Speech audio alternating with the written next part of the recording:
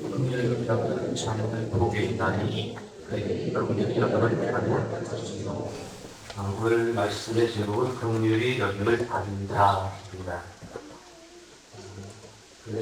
갈라디아서를 우리가 함께 말씀을 함께 나누고 있는데, 다니엘 기도회를 하면서 본문을 바꿔서 긍휼히 여기는 자는 복이 있나니 그들이 긍휼히 여김을 받을 것이니요 라고 하는 마태복음 5장 7절의 그 말씀을 중심으로 함께 은혜를 나누고자 합니다. 저는 해마다 여름 행사가 지나고 휴가가 지나고 10월쯤 되면 내년에는 우리 교회가 어떤 방향으로 나아가야 될까, 어떤 것을 더 생각하고 꿈꾸며 진행이 되면 좋을까, 그런 생각을 하게 됩니다. 그래서 그때부터 이제 내년에 하나님 어떻게 할까요? 이렇게 기도를 하는데, 작년 같은 경우에는 25주년이 올해 되니까 25주년을 은혜롭게 보내야 되겠다라고 생각을 하고 기도했고, 25주년 기념 예배를 드리고 또 일꾼을 세우고, 또 바라기는 사실은 해외에 선교지에 예배당이라도 하나 지을 수 있는 기념 사업이 있었으면 좋겠다라고 생각을 했습니다. 물론 이제 여러분들의 전체 동의를 다 얻지 못해서 바로 접었습니다만, 그 부분은 우리가 이제 앞으로 계속해서 감당해야 될 그런 부분들이 아닌가 하는 생각을 합니다. 그런데 어쨌든 기도하고 25주년을 잘 지내면서 일꾼도 세웠고, 감사한 것은 일꾼을 많이 못 세우는 것에 대한 하나님 앞에 죄송함이 사실 있었어요. 근데 하나님이 또 일꾼들을 보내주시는 것 같아요. 그래서 우리 교회 등록을 안 하셔도 교회를 잘 섬겨주시는 분들까지 생기고, 그런 모습을 보면서 참 감사하다 그런 생각을 했습니다. 또 새롭게 등록하신 분들도 여러분들 계셨고, 그래서 은혜롭게 한 일을 보내고 있습니다. 또 예배당 응원의 일도 이렇게 할 수 있었고, 그래서 올해 한 참 감사하게 지나가는 한 해였습니다. 이제 지난 10월 중쯤부터 내년에 어떻게 하면 좋을까, 그런 생각을 하는 중에 이런 마음이 들었어요. 교회 안에 교회가 세워져야 되겠다, 그런 생각이 들었습니다. 무슨 말씀이냐면, 교회, 우리가 큰 교회는 아니지만 작은 교회지만 교회 공동체 전체로 모였을 때 교회다운 교회가 되어져야 되겠고, 우리가 이제 목장으로도 모이고 기관으로도 모이고 그러지 않습니까? 그 작은 모임들이 역시 교회여야 된다고 하는 거예요. 한 사람 한 사람이 흩어져서 집에서 직장에서 살아갈 때도 역시 하나님의 교회로서의 모습을 보여줘야 그것이 진정한 믿음의 모습이다라고 하는 것입니다. 교회에 대한 기대하는 마음들이 다 있습니다. 이 시대 속에서, 어느 세상 속에서 교회는 빛을 비추는 역할을 해야 되고, 맡겨진 사명을 잘 감당하는 희생적이고 헌신적인 교회가 되어야 된다고 하는 생각을 저마다 하고 있습니다. 그래서 우리가 교회를 섬기면서 함께 마음을 모으고 신앙생활하면서 우리가 봉사도 하고 헌금도 하고 이런 일들이 정말 세상을 아름답게 하는 일을 위해서 우리가 잘 운영되고 그렇게 되어지기를 기대하고 있습니다. 그래서 저마다 교회들이 그렇게 수고하고 있고요. 때로는 그런 역할을 감당하지 못한 일들 때문에 교회가 비난을 당하기도 하고, 교회 안에 있는 성도들 마저도 교회가 왜 그래? 라고 생각하는 때가 사실은 없지 않아 있습니다. 이것이 우리 오늘의 교회의 현실입니다. 저는 마음 가운데 늘 생각하기를, 교회가 교회다워야 되고 교회가 빛을 비춰야 되는 것은 맞는데, 교회 공동체 전체로 모였을 때만이 아니라 몇 사람들끼리 모였을 때도 거기가 교회여야 되고, 거기서 빛을 비춰야 되고, 거기서 하나님의 뜻을 이루어야 된다는 것입니다. 개인으로 흩어져서 각자의 삶의 자리에서 살아갈 때도 그에게는 교회라고 하는 명칭이 사실 있는 거예요. 성도가 됐잖아요. 하나님의 선택받은 사람이고, 그렇잖아요. 그러니까 교회는 모였을 때도 교회이고 흩어졌을 때도 교회예요. 모였을 때는 하나의 교회라고 한다면, 흩어졌을 때는 각자의 자리에서 수십 개, 수백 개의 교회로 우리가 섬길 수 있어야 되는 것입니다. 그렇게 기능을 감당해야만 교회가 교회다워질 수 있는 거죠. 나는 교회로서의 역할을 감당하지 못하면서 내가 다니는 교회는 교회다운 교회가 됐으면 좋겠다라고 기대하는 것은 뭔가 앞뒤가 안 맞는 거예요. 어떤 분들을 만나서 전도를 하고 대화를 하다 보면 나는 누구 때문에 교회 안 간다고 하는 사람들이 있고, 어떤 사람은 교회 가서 열심히 기도하고 그러는데 왜 사는 게 그러냐고 하는 사람들이 있어요. 왜냐하면 모였을 땐 교회라고 인정하고 교회는 잘 섬기는데 흩어져서 내가 교회라고 하는 인식을 못하기 때문에 사람들이 나를 볼 때는 교회를 바라보듯이 공동체를 바라보듯이 나를 보면서도 하나님의 사람으로 바라보고 나에게 기대하는 바가 있어서 바라보는데 그 역할을 감당하지 못할 때 우리는 비난당할 수밖에 없고 복음의 문을 막을 수도 있는 그런 곤란한 일을 경험하기도 합니다. 그래서 교회 안에 교회가 이루어져야 되겠다라고 하는 것이 사실 올해는 목회의 연항이었고 또 더 구체적으로 기도하게 되는 그런 기간 가운데 있습니다. 내년에는 우리 교회 안에 목사님들이 더 활성화되면서 교회의 역할을 감당하는, 그 얘기는 모여서 은혜를 누리고 은혜를 나누는 것뿐만 아니라 은혜를 베푸는 일에도 기여할 수 있는 그러한 공동체들이, 작은 소그룹들이 될 수 있기를 기대합니다. 그래서 내년엔 그렇게 목장 편성을 좀 하면 어떨까 생각을 하고 있어요. 목장 편성이 늘 고민입니다. 근데 조금 굵직하게 만들어서 또 다른 작은 교회로서 봉사도 하고 선교도 할 수 있는 공동체가 되면 좋겠다. 이것이 저의 기도의 제목입니다. 여러분들은 그렇게 기도해 주시기 바랍니다. 그런 마음만 섬기는 게 아니라 또 다른 교회를 섬기라고 부담스러워하지 마시고요. 하나님이 우리에게 원하시는 일들이 그런 일이라고 하는 사실을 기억하면서 교회다운 교회가 되기 위해서는 내가 교회가 되어야 되고 몇 명이 모이든지 교회가 되어야 된다는 생각을 가지고 이렇게 기도하면서 섬길 수 있길 바랍니다. 이런 마음을 가지고 기도하는 중에 다니엘 기도회라고 하는 22일간의 기도의 대장정에 들어가면서 이런 기도를 그런 소망을 품고 비전을 가지고 기도회에 동참을 하게 되었습니다. 그런데 제 마음 가운데 둘째 날부터 이렇게 강사님들을 통해서 간증을 듣는 내용을 쭉 이렇게 듣다가 보면 정말로 뭔가를 하라고 하는 그런 말씀을 계속해서 도전을 받습니다. 여러분 다시 한번 보시면 김인강 교수님 둘째 날 강사는 어렸을 때부터 소아마비를 앓으면서 소외받았고 또 따돌림 당했고 어려움을 많이 겪는 중에 외모를 보지 않으시고 중심을 보시는 하나님이 자신을 사랑하신다고 하는 것 때문에 힘을 얻어서 열심히 노력했고 좋은 자리에서 역할을 감당하고 있어요. 이분이 얘기하는 것은 하나님 나라를 얘기하고 있습니다.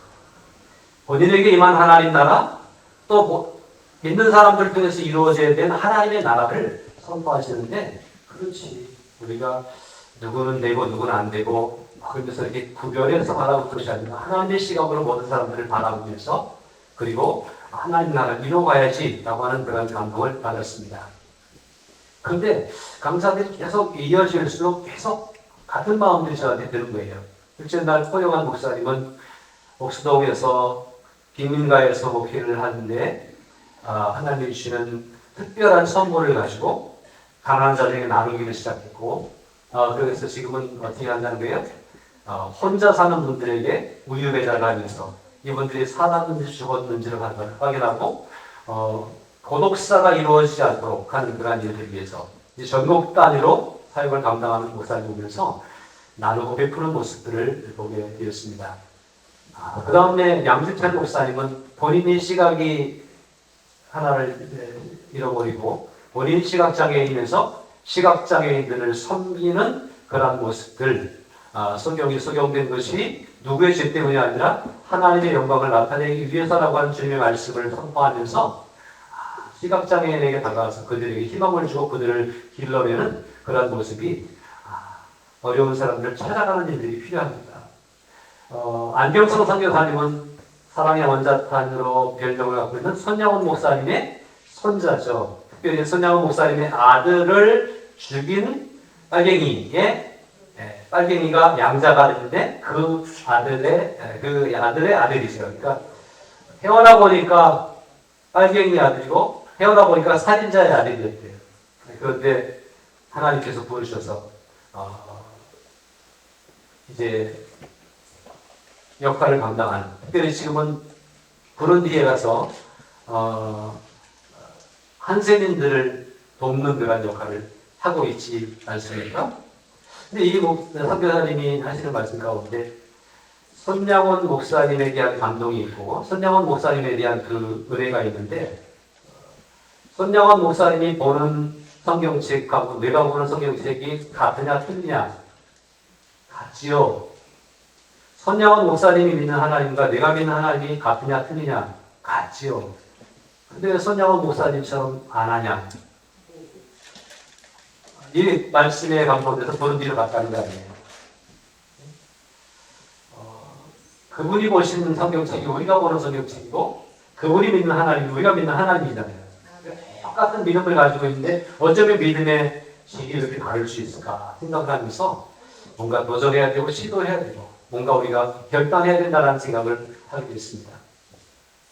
유정옥 사모님은 또 어떻고요? 개척교회를 섬기면서 서울역에 가서 길거리 노숙자들을 섬기고 밥해주는 일들을 수십 년 동안 지금 계속 하고 있고, 지금은 암 환자들을 위로하고 축복하는 일을 위해서 또 헌신하고 있는 데서 계속 이게 연달아서 이틀째부터 계속해서 이런 찾아가는 어려운 이들을 돌보는 그러한 일들이 계속해서 보여지는 거예요. 이게 우리가 해야 될 일이다라는 생각을 하면서 계속 은혜를 받았습니다.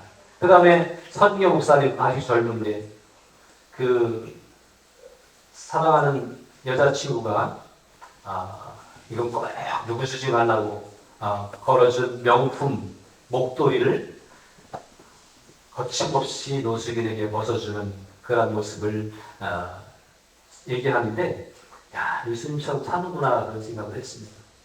근데 이렇게 시간마다 둘째 날부터 계속해서 이렇게 어려운 이웃들을 찾아가는 일들을 간증을 받게 하고 이게 믿는 사람이 해야 될 일이다라고 하는 감동을 계속 가지면서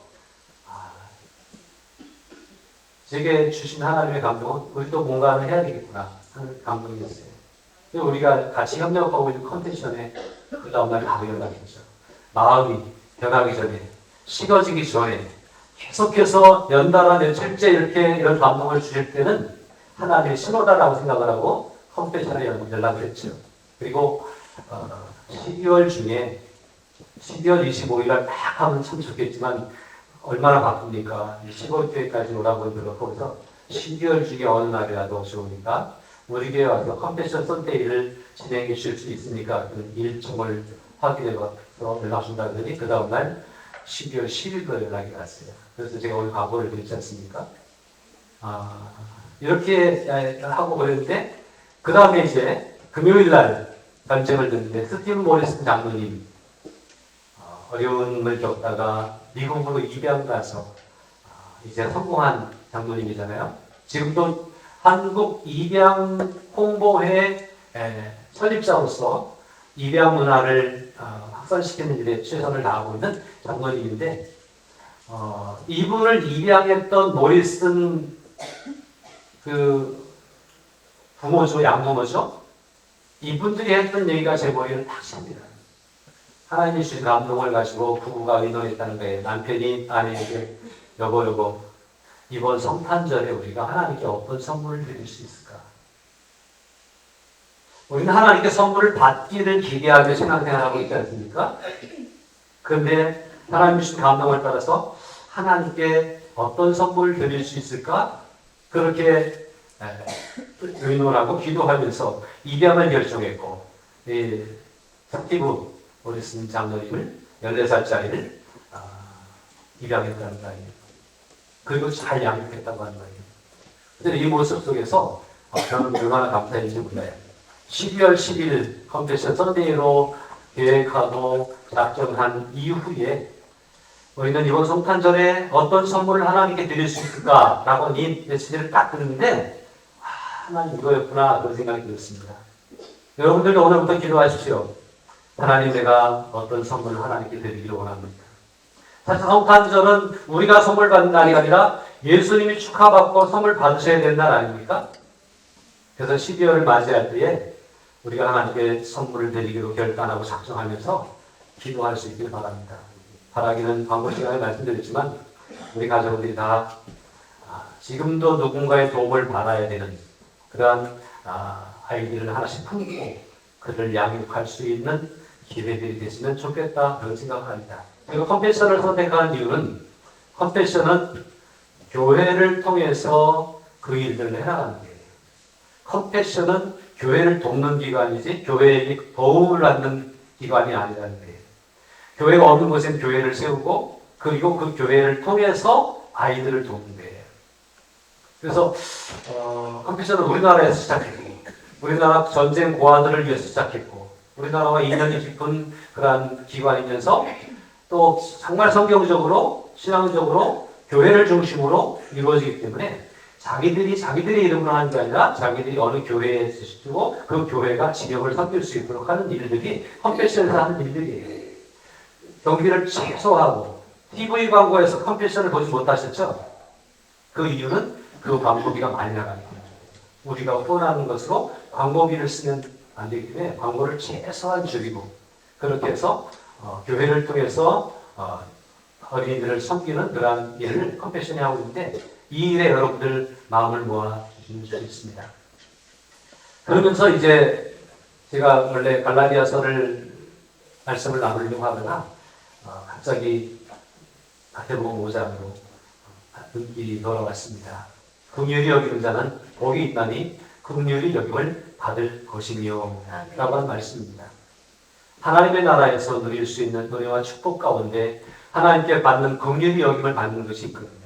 그런데 긍휼히 여김을 받는 자가 긍휼히 여길 수 있어야 된다고 하는 말씀이에요. 이 말씀을 순서를 보면 우리가 긍휼히 여길 때 하나님의 긍휼을 받을 수 있다고 기록이 되어져 있지만 사실은 순서가 그렇지는 않아요. 하나님이 우리를 긍휼히 여기셨고 우리를 선택했기 때문에 우리는 긍휼히 여겨야 된다고 하는 사실입니다.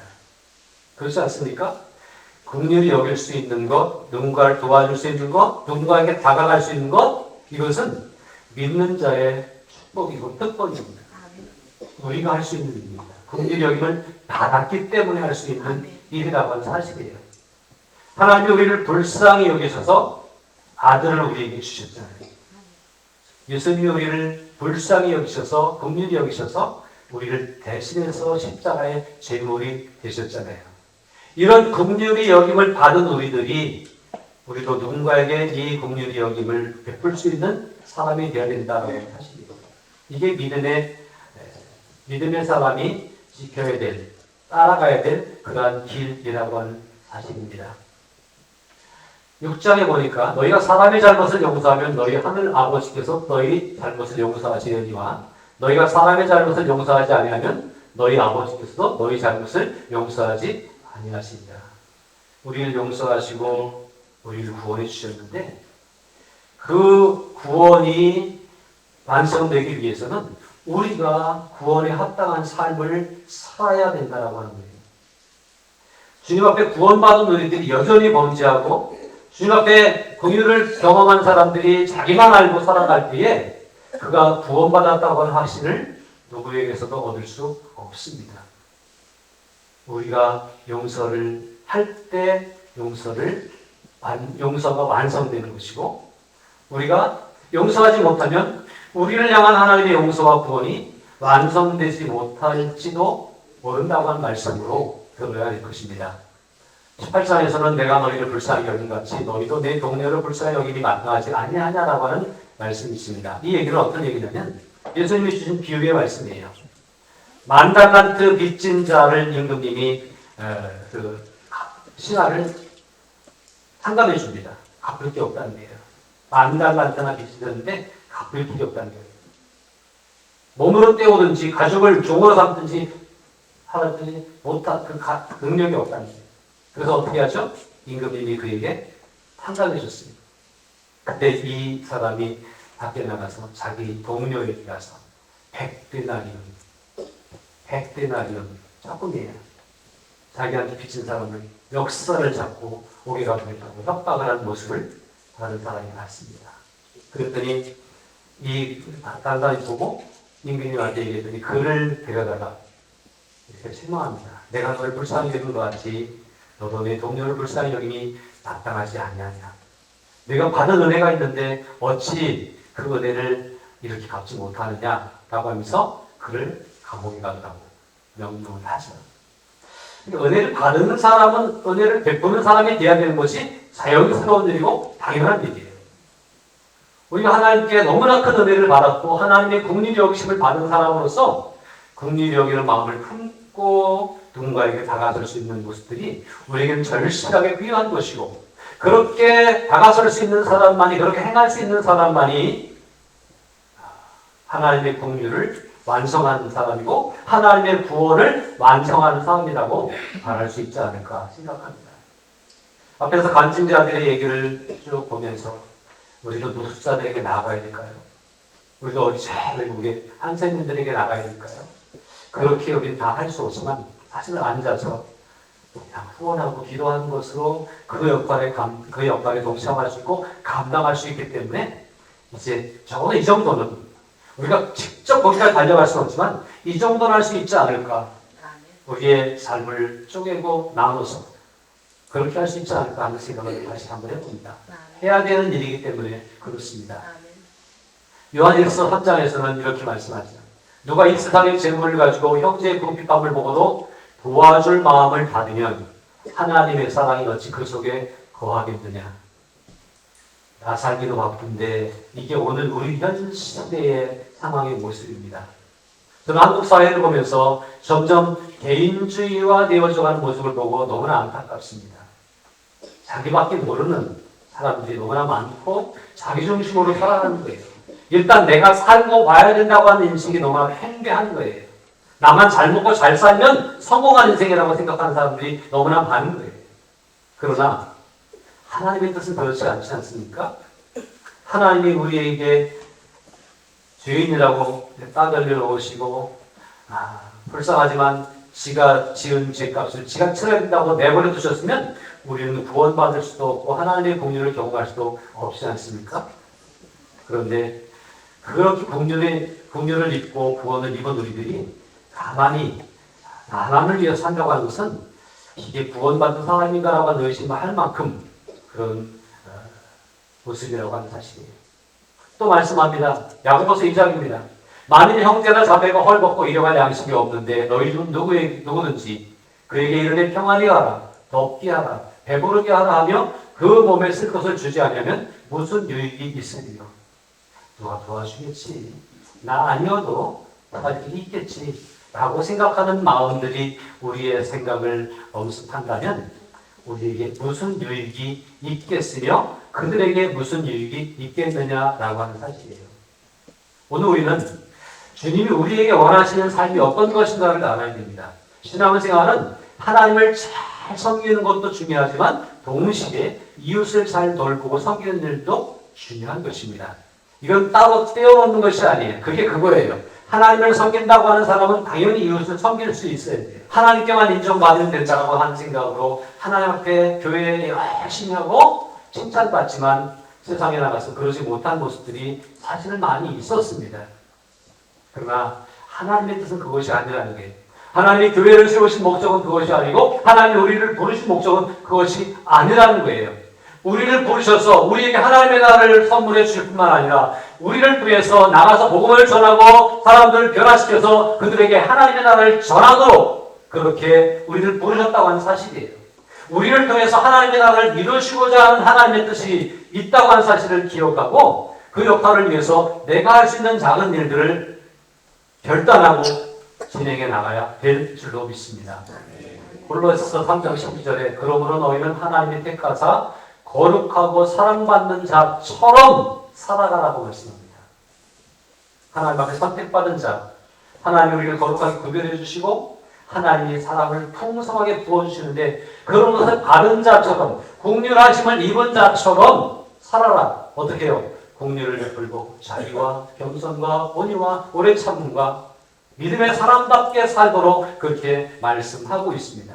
믿음의 사람답게 살기를 위해서 결단하고 작정하고 내가 구원받은 사람으로 내가 하나님의 은혜를 입은 사람으로 살아갈 수 있도록 기도하며 노력할 수 있는 저와 여러분들이 되어져야 되겠습니다.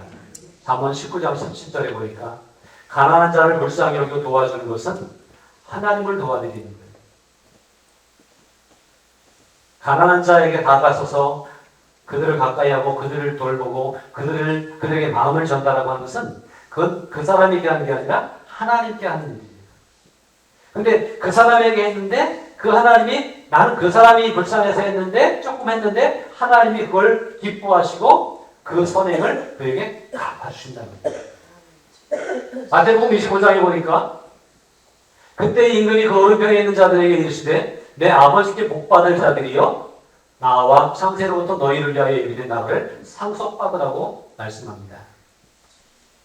가난한 자를 찾아가서 배고픈 사람에게 먹을 것을 주었고 목에 갇힌 사람을 위로해 주고 병든 자를 찾아가서 위로해 주고 이 땅에 살아가면서 그저 소외된 사람들, 작은 사람들을 조금씩 그때마다 감동이 돼서 도와준 것 뿐인데 넌 날 도와준 거다. 그러면서 내가 예비된 나라를 상속받을 자격이 있다 라고 말씀하시고 있다는 사실입니다. 이걸 엮어서 반대로 얘기하면 아무것도 하지 않는 사람들에게 그렇게 말씀하시죠. 너는 내가 굶주렸을 때 먹을 것을 주지 않았고 목마랐을 때 마실 것을 주지 않았고 나를 모른 척하고 살았지 않느냐. 언제 제가 그랬습니까? 가난한 자들에게 작은 자들에게 하지 않은 것이 나에게 하지 않은 것이다 라고 말씀하시면서 너는 구원을 받을 자격이 없다라고 말씀하시고 있다는 사실이에요. 오늘 저와 여러분들의 삶이 믿음의 사람으로서의 삶이 되어야 될 것입니다. 생각을 달리 해야 돼요. 나만을 위해 살아도 부족한 시간, 물질이지만 그것을 주님을 위해서 쏟을 수 있는 열정이 있어야 됩니다. 11조를 많이 하라고 한 얘기도 아닙니다. 헌금을 많이 하라고 한 얘기도 아닙니다. 그건 또 당연히 해야 되는 일인지 모르겠지만 혹시 그것을 줄여서라도 가난한 자들과 어려운 이웃들을 돌보는 일을 위해서 했으면 좋겠다는 제 바람입니다.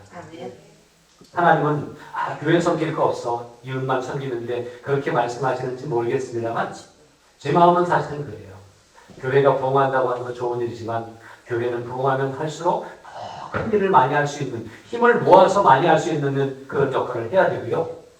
우리는 흩어져서 우리가 할 수 있는 또 다른 작은 일들 큰 일은 못하지만 작은 일들을 숨어서 몰래 할 수 있을 때 하나님이 우리를 구원하신 것을 기뻐하시고 하나님이 우리에게 복 주신 것을 흐뭇해 하시겠다고 한 사실입니다. 스티브 모리슨 장로님이 이런 얘기를 하더라고요. 본인의 고백이에요. 우리가 하나님께 감사하는 마음으로 행동을 하면 하나님께서는 우리에게 더욱 감사해 하신다. 저는 이 감사해 하신다고 하는 표현보다 우리를 고맙게 생각하신다. 이렇게 제 한국 사람의 정서로 쓴 글을 씁니다. 우리가 하나님께 감사하며 그 마음으로 삶을 살아가고 최선을 다해 살면 하나님이 이렇게 보시고 수고했다. 내가 너를 구원하기 잘했어. 내가 너를 내 자녀로 삼기를 너무나 잘했어. 고맙다. 이렇게 말씀하실 때가 있지 않을까요? 우리가 하나님 앞에 올라갈 때에 수고했다고 잘했다고 고맙다고 하는 하나님의 칭찬을 들을 수 있기를 위해서 오늘 우리의 삶이 하나님을 사랑하고 이웃을 사랑하는 일을 위해서 최선을 다하는 그런 삶이 됐으면 좋겠습니다. 마지막으로 말씀을 드립니다. 우리는 이미 하나님의 공유를 경험한 사람들입니다. 이 그냥 주신 게 아니에요. 그냥 우리가 경험한 것이 아니에요. 이것을 나누고 베풀도록 하기 위해서 우리에게 이것을 주셨습니다. 그러므로 공유를 받은 자로 살아가시기 바랍니다. 그러나 공유를 베푸는 자로 살아갈 때 하나님은 그 공유를 완성시켜 주실 것입니다. 우리 함께 기도하겠습니다.